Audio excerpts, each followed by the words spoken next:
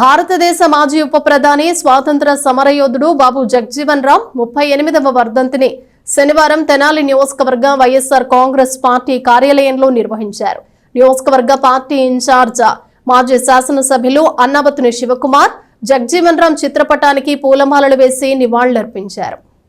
తెనాలి నియోజకవర్గ వైఎస్ఆర్ కాంగ్రెస్ పార్టీ కార్యాలయంలో స్వాతంత్ర సమరయోధుడు మాజీ ఉప ప్రధాని బాబు జగజ్జీవన్ రామ్ 38వ వర్ధంతిని పురస్కరించుకుని ఆయనకు ఘన నివాళులు అర్పించారు. మాజీ శాసనసభ్యులు అన్నాబత్తుని శివకుమార్ జగజ్జీవన్ రామ్ చిత్రపటానికి పూలమాలలు వేసి నివాళి అర్పించారు.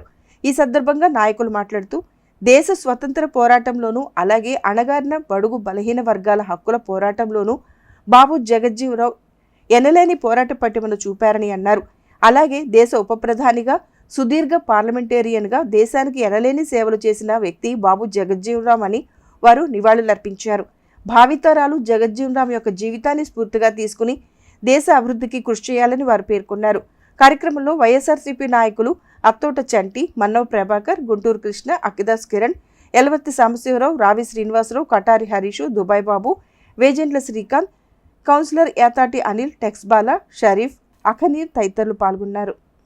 భారత రాష్ట్ర మాజీ ఉప ప్రధాని స్వర్గీయ బాబు జగజ్జీవన్ రామ్ గారి యొక్క 38వ వర్ధంతి వేడుకలను మన తెనాలి వైఎస్ఆర్ కాంగ్రెస్ పార్టీ ఆఫీసులో మన ఇన్ఛార్జి గారు అయినటువంటి అన్నాబత్తుని శివకుమార్ గారి ఆధ్వర్యంలో ఏర్పాటు చేయడం జరిగింది.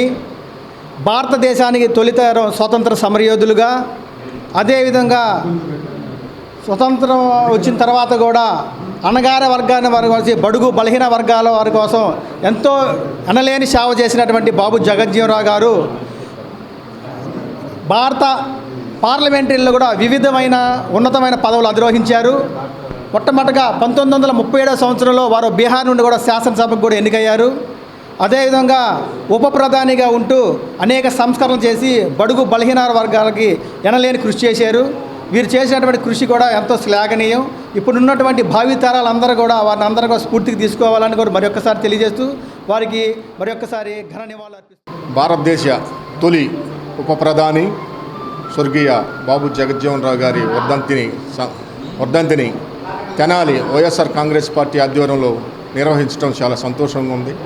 బాబు జగజ్జీవన్ రామ్ గారు రాజకీయ నాయకులుగా ఉండి ప్రజలకు వినలేని సేవలు చేయటమే కాకుండా రాజ్యాంగంలో పార్లమెంట్లో పెట్టిన ప్రతి ఒక్క బిల్లుకి ఆయన సపోర్ట్ చేస్తూ ప్రజలకి ఎన్నో సేవలను అందించాలని, ప్రజలు ప్రతి ఒక్క రాజ్యాంగంలో ఉన్న ప్రజల్లో ఉన్న సంక్షేమాల్లో కానీ అందరికీ అందాలని చాలా కృషి చేశారు. అలాంటి వ్యక్తికి ఇంతవరకు భారతరత్న అవార్డు ఇవ్వకపోవటం చాలా బాధాకరం. ఎంతోమందికి ఇచ్చారు, కానీ దళితుడు అనే ఒక ఉద్దేశంతోనే మరి ఇవ్వలేదని మేము భావిస్తున్నాం. అలా కాకుండా మొన్న కూడా అన్నారు మోదీ గారు పార్లమెంట్లో, దళితుడు అన్న కారణంతోనే ప్రధానమంత్రి అవకాశం ఉన్న బాబు జగజ్జీవన్ రామ్ గారిని అవకాశం ఇవ్వలేకపోయారు మీరు అని కాంగ్రెస్ వారిని అన్నారు. మీరు కూడా